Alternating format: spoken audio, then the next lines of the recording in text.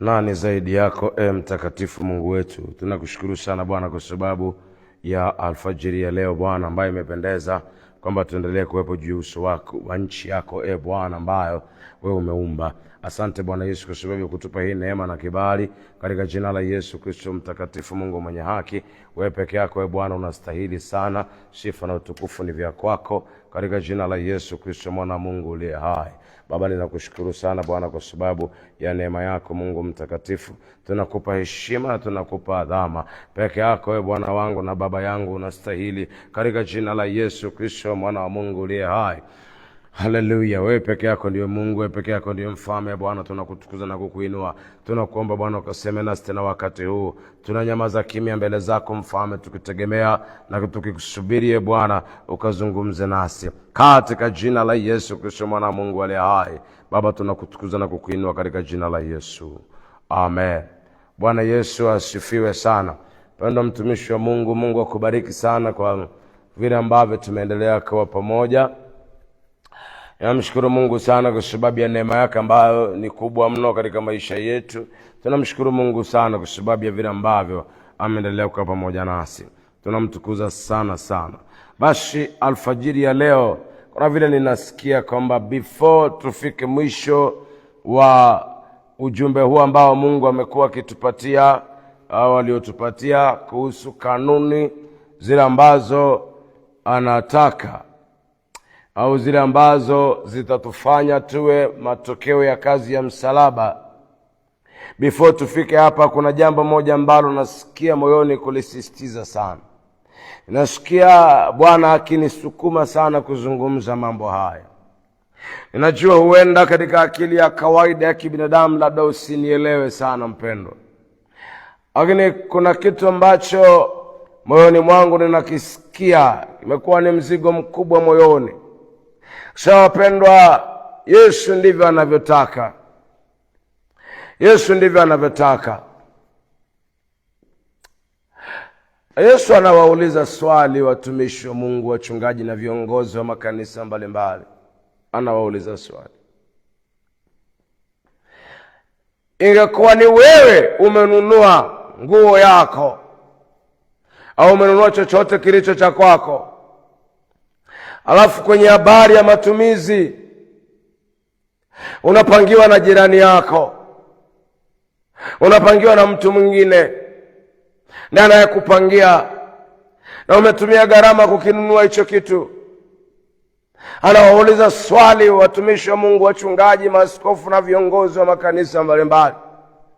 Yesu anauliza swali, kama ni wewe umenunua kitu alafu matumizi yake unapangiwa na mtu mwingine, hicho kitu kitakuwa ni cha kwako au sio cha kwako? Tu anachukua hicho kitu anakitumia anavyotaka, alafu kikipata shida anakuja kwako urekebishe. Yesu na tusaidie sana. Lakini jambo ambalo lipo na ndio linaloendelea, sikieni, Yesu ametumia gharama kubwa sana msalabani kutuokoa. Ametumia gharama kubwa mno kutupata na kutufanya vitu livyo. Gharama kubwa sana ametumia, na hakuna mwanadamu anaweza kuihesabu hii gharama. Gharama hiyo ni kubwa. Hakuna swali moja kwako, hakuna swali moja kwako mama na kaka na dada, hakuna swali moja. Kama kweli sisi ni mali yake, ni kwa namna gani ambavyo huwa tunamsikiliza na akitupatia maelekezo tunayaishi? Usa kumsikia Mungu haina maana, chenye maana ni kutekeleza kile umeambiwa. Yesu mwenyewe anatoa mfano mmoja, anasema mtu mmoja alikuwa na wana wawili. Kamwambia yule mmoja, yule mkubwa akamwambia, nenda shambani ukafanye kazi kwenye shamba la mizabibu. Kaambia sawa, ninaenda. Kwenda. Yule mwingine akaambiwa nenda kafanye kazi kwenye shamba la mizabibu, akasema siendi. Na baadaye akaenda akafanya kazi. Yesu anauliza, Nani aliyetii kati ya wawili? Wao wenyewe wanasema, wanapojibu wale waliouliza swali, wanasema ni yule mdogo, ni yule mwingine ambaye alisema hapana na akaenda. Nataka kuzungumza na wewe mpendwa mtumishi wa Bwana. Kusikia hakuna maana hata kidogo, ila chenye maana ni kutekeleza. Kama utasikia halafu hautekelezi, haina maana ya kusikia, hakuna haja ya kusikia. Ni muhimu sana tufanye, ni muhimu sana tuulize kwake, na akitupa maelekezo tuyatekeleze. Ndio maana hasa ya kwamba tumenunuliwa kwa damu yake. Bwana Yesu asifiwe. Tunasoma kitabu cha Yoshua sura ya 9 mstari wa 3. Tuanzie hapo kwa sababu ya muda, tutasema kwa kurukaruka. Neno Mungu linasema, lakini wenyeji wa Gibeoni waliposikia habari ya hayo yote Yoshua aliyokuwa amewatenda watu wa Yeriko na Ai, wao wakatenda kwa hila. Zingatia hilo neno, wao wakatenda kwa hila na kujifanya kama ndio wajumbe, wakaenda na magunia makuukuu juu ya punda zao, na viriba vya mvinyo vilivyokuwa vikuukuu vilivyoraruka na kutiwa viraka, na viatu vilivyotoboka na kushonwa katika miguu yao, na mavao makuukuu waliokuwa wanavaa. Tena mkate wote wa chakula chao ulikuwa umekauka na kuingia koga. Nao wakamwendea Yoshua hata Maragoni huko Gilgal, nao wakamwambia yeye na watu wa Israeli, sisi tumetoka nchi ya mbali sana. Basi kwa hiyo fanyeni agano pamoja nasi. Sasa unatakiwa ujiulize, watu hawa wamekuja tu hivi mara moja, wanakimbilia wanataka kufanya agano,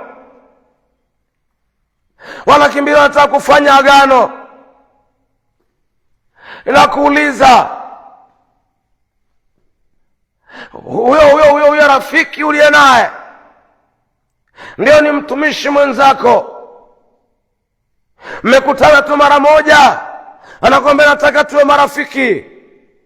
Nakuuliza swali hili, ni nani? Kwa nini anakimbilia sana kutaka kuwa rafiki?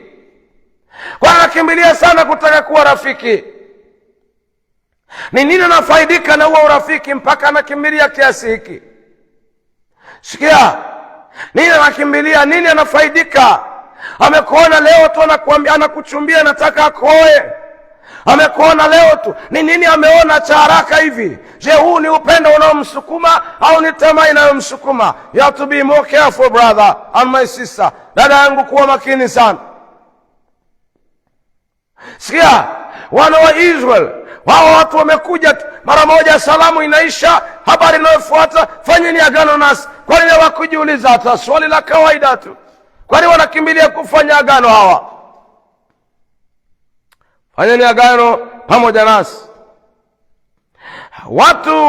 Basi watu wa Israeli wakawaambia hawa hivi, labda mwakaa kati yetu, nasi tutawezaje kufanya agano nanyi?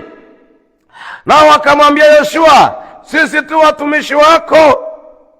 Yoshua akawauliza, ninyi ni nani? Nanyi matoka wapi? Nao wakamwambia, sisi watumishi wako twatoka nchi iliyo mbali sana, kwa sababu ya jina la Bwana Mungu wako, kwa kuwa sisi tumesikia sifa zake na habari ya hayo yote aliyowafanya huko Misri, na habari ya hayo yote aliyowatenda wale wafalme wawili wa Waamori waliokuwa huko ng'ambo ya pili ya Yordani. Maana huyo Sihoni mfalme wa Heshboni na Ogu mfalme wa Bashani aliyekuwa huko Ashtarothi. Kisha wazee wetu na wenyeji wote wa nchi yetu walinena nasi na kutuambia, chukueni vyakula mkononi mwenu kwa ajili ya safari, mwende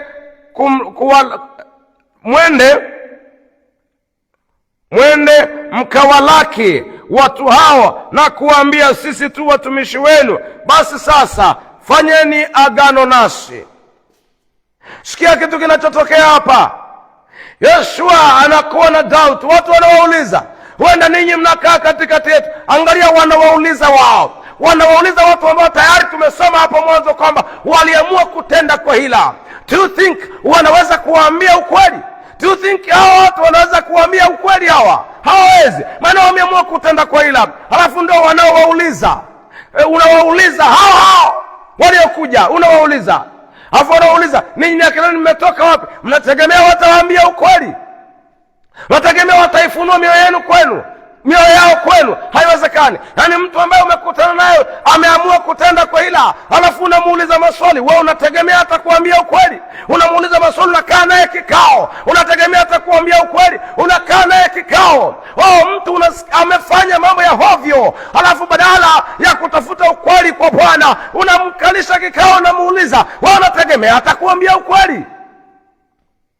Haiwezekani. So watu wamesema uongo tayari, na Biblia inasema wakaamua kutenda kwa hila. Kitu ambacho nataka uone hapa, wanawahoji wao, wanategemea wataambiwa ukweli katika hili. Singewezekana, isingewezekana. Tazama hapa, in the name of Jesus. Wanawauliza eti bana, nyinyi usikute mnakaa katikati yetu. Hawezi kuambia ukweli. Haleluya sana. Naomba tusome, turuke tuende mstari wa 13. Wanaendelea kuwaonyesha vitu vyao. Sisi bwana, imekuwa tulishavisoma pale. Angalia mstari wa 13, wanasema, na viriba vyetu hivi tulivyovitia divai vilikuwa ni vipya, sasa tazama vimeraruka, na haya mavazi yetu na viatu vyetu vimekuwa vikuukuu, kwa vile tulivyokuja safari ya mbali sana. Tazama kitu hapa. Hiki ndio kitu mara nyingi huwa tunafanya.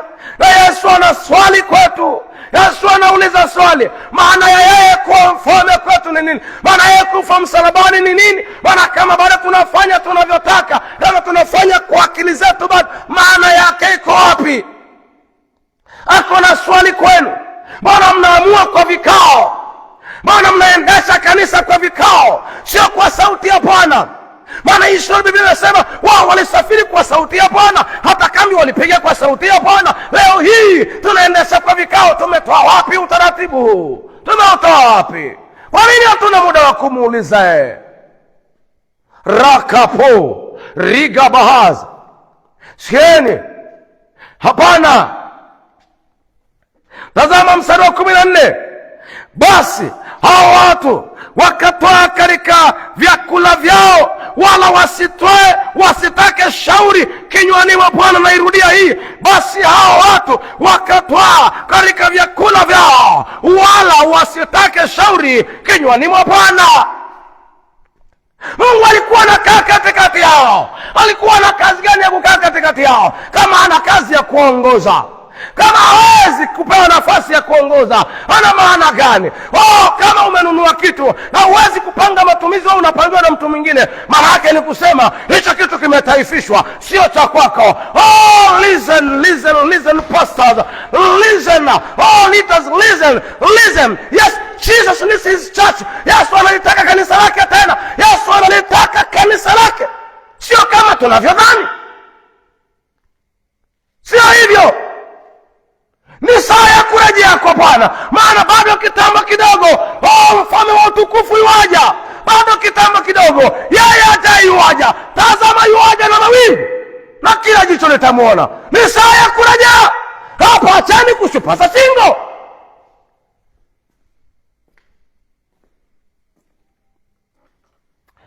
Haitakuwa na maana ya kumuita Bwana. Haina maana kama hatuwezi kumsikiliza. Watu wamejivamia. Mtu amekuja, hata hujauliza kwa Bwana, kisa amekuletea hela, wewe unapokea tu. Kisa amekuletea gari, unapokea tu. Kisa kakuletea nguo, unapokea tu. Kisa kakupa shamba, unapokea tu. Kisa kaamua kutoa harambee kubwa, hela nyingi kwenye harambee, unapokea. Hujauliza swali kwa Bwana, ana maana gani ya kuwa Bwana kwako? Nauliza, ana maana gani ya kuwa Bwana kwako? You have to be careful, brothers. Wakatoa wakala.